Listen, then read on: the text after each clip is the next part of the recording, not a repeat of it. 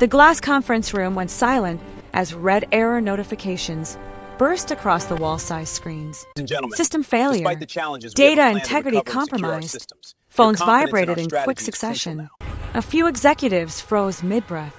Someone whispered, "That's impossible," as if disbelief alone could undo what had just happened. At the head of the table sat Patricia Logan. She did not move. Her hands were folded neatly on the polished surface. Her posture was calm, almost unsettlingly so, but her eyes were locked on the cascading red warnings scrolling faster than anyone could read. 2 years of negotiations. A billion-dollar merger scheduled to finalize in less than 48 hours. All of it teetering on a failure no one in the room had anticipated. Outside the glass doors, a man in a faded blazer slowed his steps. Michael Carter had already been dismissed. Politely, clinically, as if the last hour of his life had never mattered. He had been halfway down the corridor, replaying every word he should not have said and every credential he did not have, when the alarms began to echo through the floor. He stopped. The sound was wrong. Not loud, but urgent. The kind of alert that meant something foundational had broken. Michael turned back. Through the glass, he saw them scrambling now. The same men who had barely looked up at him minutes earlier were standing, arguing, pointing at screens filled with cascading logs. Their confidence had evaporated, replaced by sharp panic. Michael's chest tightened. He already knew what it was. He stepped forward, pushed the glass door open, and felt every head in the room snap toward him. "I know where the error is," he said. For a beat, no one reacted. Then a soft scoff came from the far end of the table. Another executive let out a short laugh, the kind that dismissed without effort. "You were finished," someone muttered. Michael swallowed but held his ground. Patricia Logan raised her hand. The room went quiet again. Her gaze moved to Michael, steady and unreadable. She had barely spoken during the interview. Now, she studied him as if seeing him for the first time. "Let him try," she said. Michael walked to the console. His fingers hovered for less than a second before moving. One command, one adjustment buried deep in a merge protocol no one had questioned in months. The alert stopped. Graph stabilized. Red turned to green. 3 seconds. The silence that followed was heavier than the panic before it. Patricia stood slowly. "You saw this earlier," she said, not accusing, simply stating fact. Michael nodded once. "And we rejected you," she said. No one spoke. 3 weeks earlier, Michael Carter woke before his alarm, as he always did.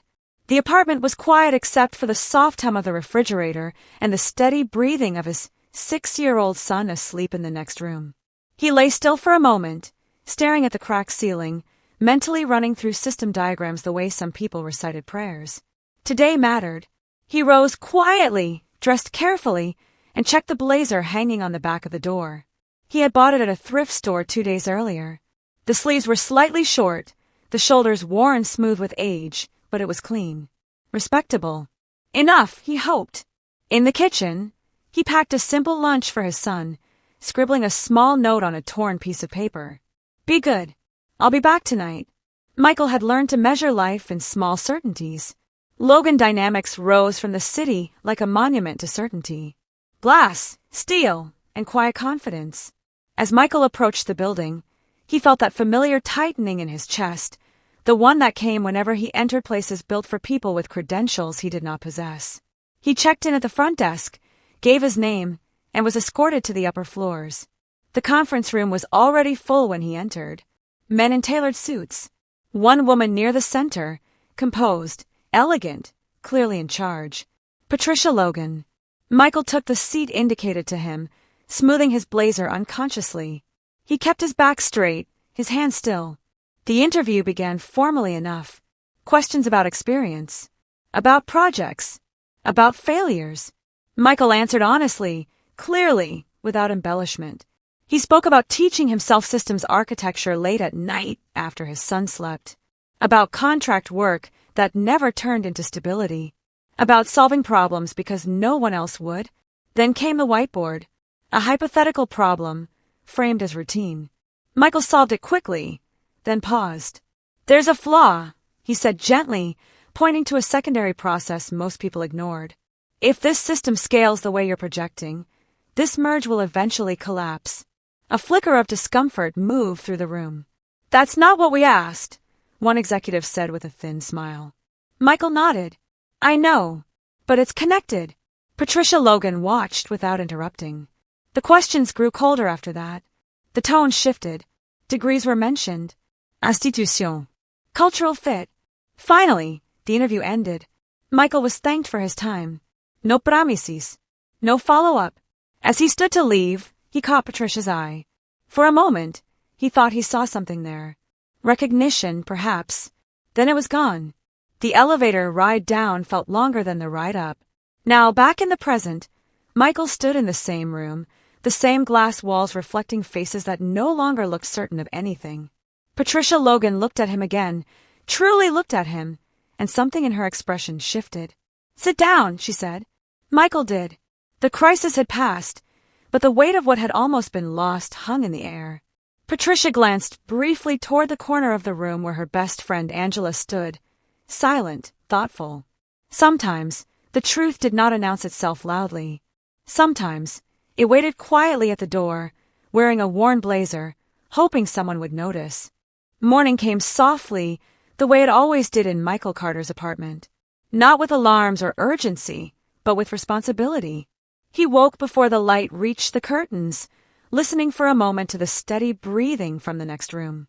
His son slept curled toward the wall, one arm thrown over a pillow that had long replaced the presence Michael wished he could give him back.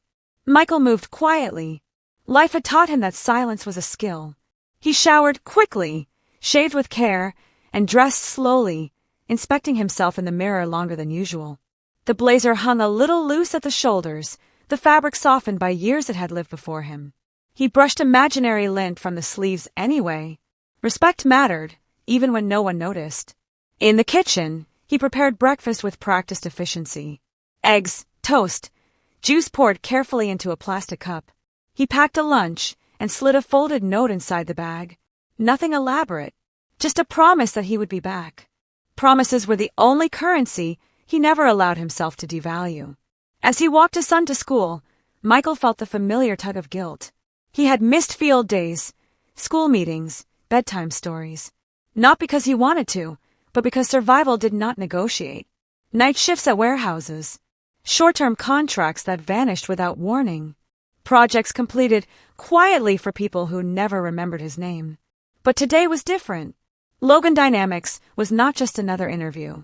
It was stability, health insurance, a chance to stop calculating groceries to the last currency unit, a chance to breathe. After the school gate closed behind his son, Michael stood there a moment longer than necessary. He closed his eyes, exhaled, and turned toward the bus stop. The ride across the city gave him time to think. Too much time. He replayed system diagrams in his head, tracing data flows the way other people trace prayers. He thought about how he had taught himself to code after midnight, reading documentation while exhaustion blurred the screen. About how curiosity had kept him awake when fear should have won. Logan Dynamics came into view like a declaration of confidence. Glass walls, clean lines, a building that assumed it belonged there. Inside, everything smelled faintly of polish and certainty. Michael checked in, nodded politely, followed directions. His reflection in the elevator doors looked smaller than he felt inside. The conference room was already occupied when he entered. Conversations paused. Eyes assessed. He sat where he was told, hands folded, posture straight. The questions began easily enough. Experience, past roles, challenges. Michael answered with clarity, never exaggerating, never shrinking from what he did not have. He spoke of systems he had built alone, of errors he had caught before they could cascade, of nights spent debugging while his son slept on the couch beside him. Then the tone shifted. Someone asked where he studied. He answered truthfully. Another asked why he never finished a degree. He explained without apology.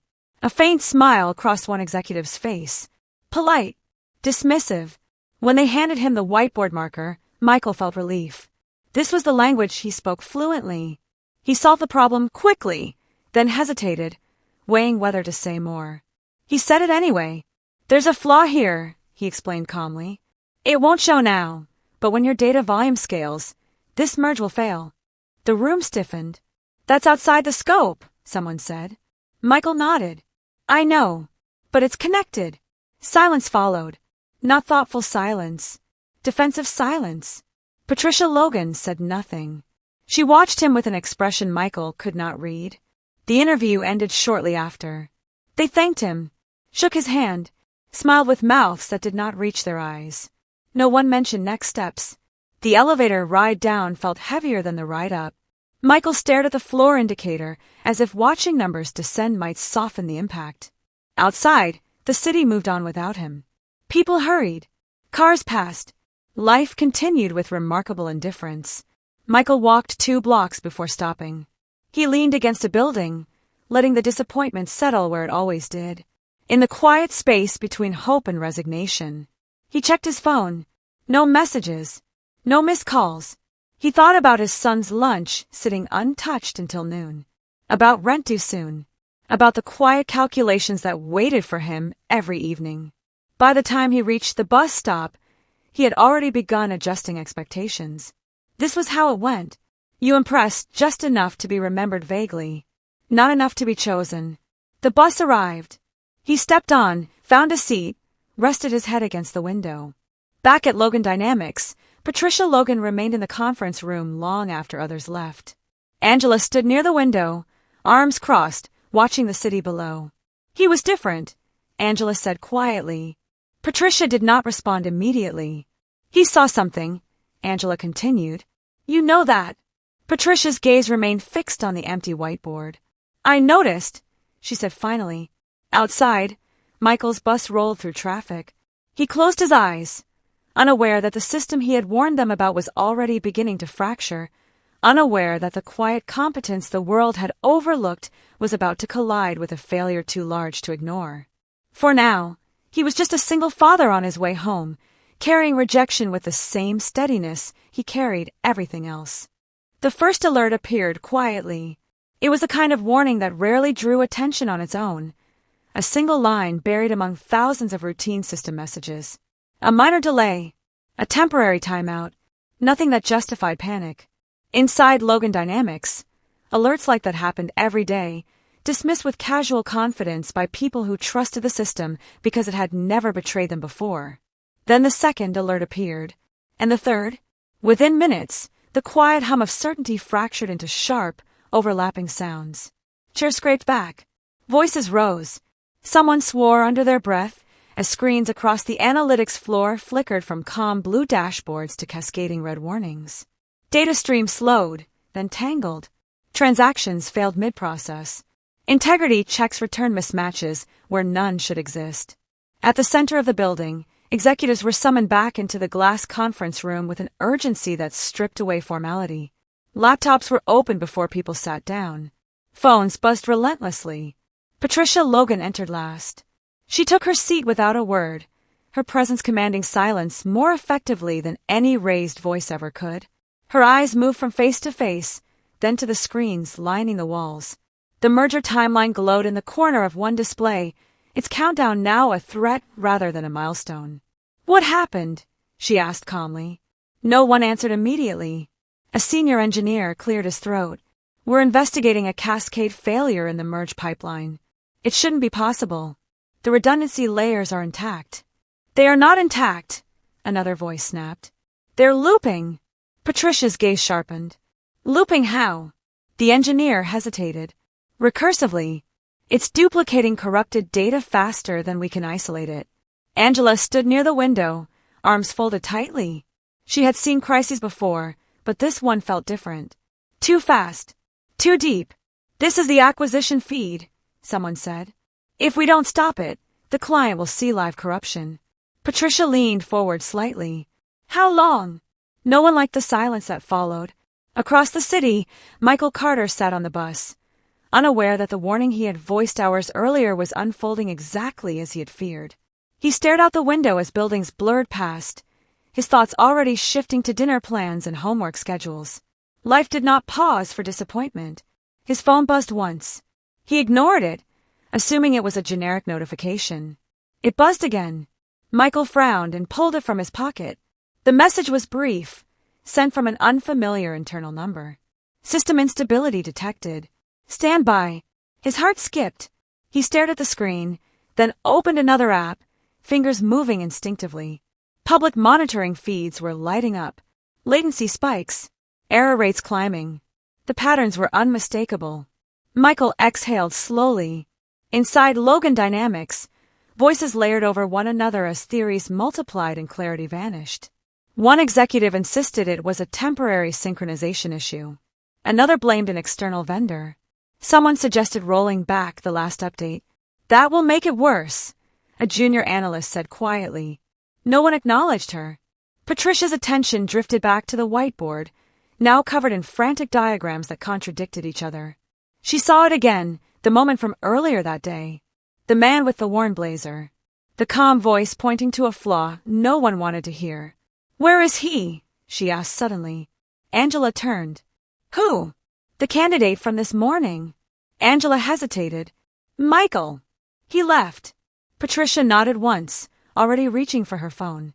Outside, the bus slowed near Michael's stop. His phone buzzed again, this time with a call. An unfamiliar number. Corporate. He answered. This is Patricia Logan, the voice said. Direct. Controlled. Where are you? Michael's grip tightened. On my way home. We have a problem, she said. And I believe you warned us about it. The bus doors hissed open. Michael stood slowly. I did, he said. There was a pause on the line. Can you come back? Michael looked at the street ahead of him. At the long walk home. At the small life waiting that depended on him being practical, not hopeful. Yes, he said. He turned around. Back inside the building, the situation deteriorated rapidly. Error rates doubled. A live feed blinked offline. Someone slammed a hand against the table in frustration. This is spiraling, an executive said. We need to shut it all down. And explain to the client why their data is corrupted, another replied. Patricia stood. Enough, she said. Her voice cut through the noise. He's coming. He, someone repeated skeptically. Angela met their eyes. The man you rejected. The glass doors opened moments later. Michael stepped into the room, breath steady, eyes already scanning the screens. He did not wait for permission. He walked straight to the console, his mind mapping the architecture he had seen only briefly but understood deeply. This is the merge protocol, he said, pointing. It assumes linear input. Your data stopped being linear months ago. No one interrupted him. You optimize for speed, he continued, fingers flying. But you remove the safeguard that prevents recursive duplication. Patricia watched him closely. Michael typed a single command, then another. The room held its breath. Alerts slowed, stopped. The red warnings disappeared one by one, replaced by stable metrics and normalized flows. The system exhaled. Silence fell. Michael stepped back. Patricia Logan stood, her eyes fixed on the now stable screens. You saw this today, she said quietly. Michael nodded. And we dismissed it, she said. No one argued. The crisis had been halted, but the realization settling over the room was heavier than any alarm. The failure had not been technical alone. It had been human, and it had nearly cost them everything. The room did not erupt into applause. It did not need to. The silence that followed the stabilized screens carried more weight than any celebration ever could. Michael Carter stood a few steps back from the console, hands relaxed at his sides, breathing evenly. He did not smile. He did not look around for approval. Years of being overlooked had taught him that competence did not demand recognition. It simply existed. Patricia Logan remained standing. For several seconds, she said nothing. Her eyes moved slowly across the faces around the table. Executives who had spoken with certainty an hour earlier now avoided her gaze. Confidence had drained from the room, replaced by an unspoken understanding of how close they had come to disaster. Finally, she spoke. You dismissed him, she said calmly. All of you. No one interrupted. He warned you, she continued, her voice even, controlled. Not hypothetically, not vaguely. He pointed to the exact weakness that nearly collapsed this company. One executive shifted in his seat. With respect, Patricia, we couldn't have known it would escalate like this. Michael did not turn. He did not need to. Patricia did. You did know, she replied. You just didn't listen. The words landed cleanly. No anger. No theatrics. Just truth. She turned toward Michael. You stopped a cascade that would have cost us the acquisition and our credibility. In seconds. Michael nodded once. The system was already unstable. It was just waiting for volume. Angela watched quietly from the side, her arms folded loosely now, the tension easing from her shoulders. She saw something she had not seen in a long time. Alignment. The rare moment when truth cut through hierarchy without resistance. Patricia gestured toward the table. Seat. Michael hesitated, then complied. The meeting that followed was brief and surgical. Accountability replaced speculation. The optimization that had triggered the failure was traced, documented, and tied directly to decisions made without adequate review. There were no raised voices, no excuses accepted. By the time the room cleared, one senior executive no longer had a position at Logan Dynamics. Michael observed it all quietly, detached from the politics but aware of the shift. For the first time, the system was responding correctly. Patricia waited until the room was empty before speaking again. I owe you an apology, she said. Michael looked up, surprised by the directness. We evaluated you incorrectly, she continued. Not because you lack skill, because we relied too heavily on signals that have nothing to do with truth. Michael considered his response carefully. I didn't come here for validation. I know, Patricia said. That's why this matters. She paused, then added, I want to offer you a senior role. Immediate. With full authority to audit and restructure any system you believe is at risk. Michael did not answer right away. Patricia waited. I won't work in a place where warnings are tolerated but ignored, Michael said finally. I won't explain the same truth twice. A faint smile touched Patricia's face. Not relief. Recognition. Then we are aligned, she said. Because that ends today. Later that evening, Michael walked home slower than usual. The city felt different. Not louder. Not brighter. Just lighter. He stopped at the corner store and bought 2 ice cream bars, even though dinner was waiting. Rules could bend on days like this. His son's face lit up when he walked through the door. You're home early, the boy said. Michael knelt and handed him one of the bars. I fixed something important today. His son nodded solemnly, accepting this without question. Children understood things adults often complicated. Across the city, Patricia Logan stood alone in her office, the lights dimmed, the skyline reflecting softly against the glass. Angela sat nearby, quiet, respectful of the silence. Patricia opened a drawer and removed a framed photograph. A younger version of herself stood beside a man with kind eyes and an unassuming smile. Michael Logan. He used to say the same thing, Patricia said softly. That systems don't fail because of complexity. They fail because people stop listening. Angela nodded. You listened today. Patricia placed the photo back carefully. I almost didn't. Outside, traffic moved steadily. Data flowed, cleanly. A company breathed again. And somewhere between glass towers and quiet apartments, a truth settled into place. Titles opened doors. Character kept them open. But truth, spoken calmly and at the right moment, shattered the glass completely.